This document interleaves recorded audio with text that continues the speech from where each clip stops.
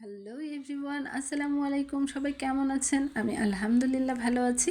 আরও একটি নতুন ভিডিও নিয়ে চলে আসলাম আপনাদের সামনে।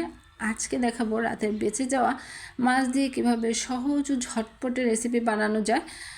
তো সেই জন্য আমি কিছু পেঁয়াজ ও রসুন কুচি করে নিয়েছি।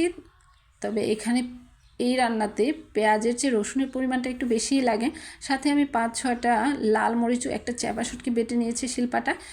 তারপর এই সবগুলো মিশ্রণকে একসাথে করে বেছে রাখা মাছ এবং লাল মরিচ ও শুটকি, পেঁয়াজ, রসুন এগুলো সবগুলোর মিশ্রণকে একসাথে তেলের মধ্যে দিয়ে একটু নেড়েচেড়ে দিতে হবে। তারপর এখানে অ্যাড করে দিতে হবে একটা টমেটো। এটা অবশ্য সম্পূর্ণই অপশনাল, আপনাদের যদি কারো ভালো না লাগে তাহলে স্কিপ করতে পারেন, আর যাদের ভালো লাগে এরা অবশ্যই অ্যাড করে দিবেন। আমার কাছে বেশ ভালো লাগে তাই আমি অ্যাড করে দিয়েছিলাম। তারপর নেড়েচেড়ে একটু ঢাকনা দিয়ে ঢেকে দিতে হবে। এরপর আমি এখন অ্যাড করে দিব মশলা। সেজন্য আমি একটু হলুদ গুঁড়ো দিলাম, একটু মরিচের গুঁড়ো দিলাম। আমার কাছে কেন জানি মনে হয়েছিল ঝালটা একটু কম হতে পারে, সেজন্য একটু মরিচ গুঁড়ো অ্যাড করে দিয়েছিলাম।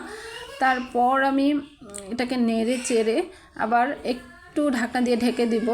তারপর আমি কিছুটা পানি অ্যাড করে দিব, কারণ যেন আমার মশলাগুলো পুড়ে না যায় এবং পেঁয়াজ ও রসুনগুলো ভালো করে সিদ্ধ হয়ে যায়। সেই পর্যন্ত ঢাকনা দিয়ে ঢেকে দিব। এই যে দেখেন আমার লাড়াটা প্রায় হয়ে আসছে, কি সুন্দর কালার আসছে। এই যে দেখেন কেমন সুন্দর হয়েছে, খেতেও বেশ মজা।